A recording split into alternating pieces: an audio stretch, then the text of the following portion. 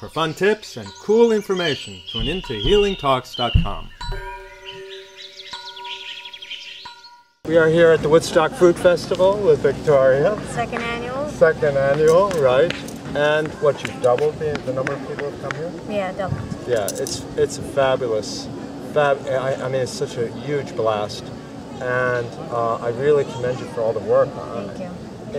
It must be an intense amount of work that went into organizing this. We have about 400 people here.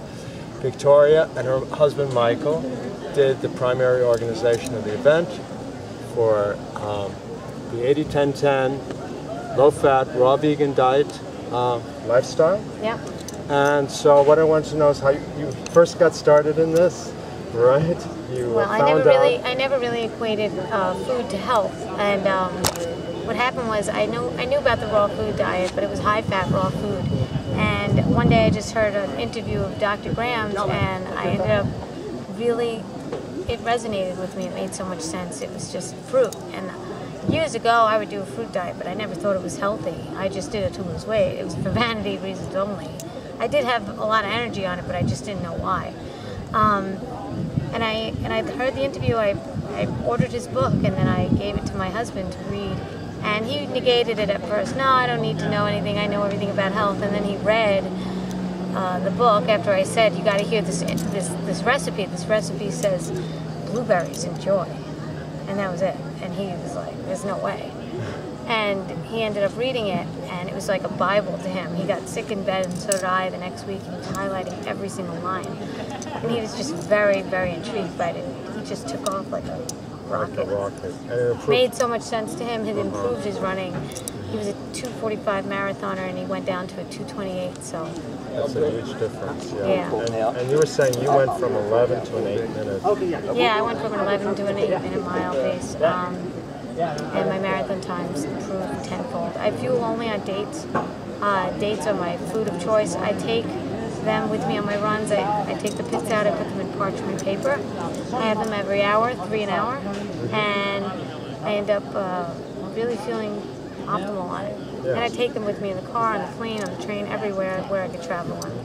Which is great. Yeah, so optimal that you recently won. Yeah, I won my first 100K in Vermont. Pretty proud of that.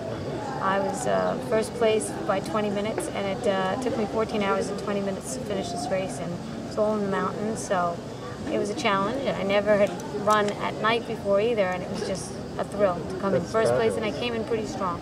And I only fueled on dates. That's absolutely fabulous. That's a testament to this diet. Yeah. Absolutely. This lifestyle is definitely the way to go for any athlete, any athlete on the planet.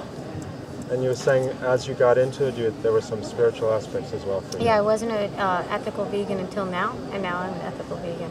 Yeah, it just happened. It's weird. That's terrific.